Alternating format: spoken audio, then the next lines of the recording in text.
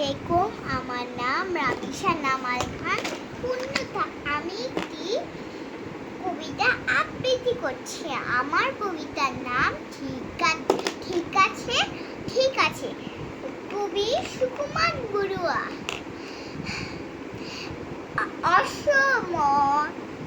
অসময় মেহমান ঘরে ঢুকে বসে যান, বোঝালাম ঝামেলার যতগুলো দিক আছে। তিনি হেসে বললেন, ঠিক আছে ঠিক আছে। রেশনের পচা চাল, টল টলে বাসি ডাল, থালাটাও ভাঙা চোরা, বাটিটাও লিক আছে।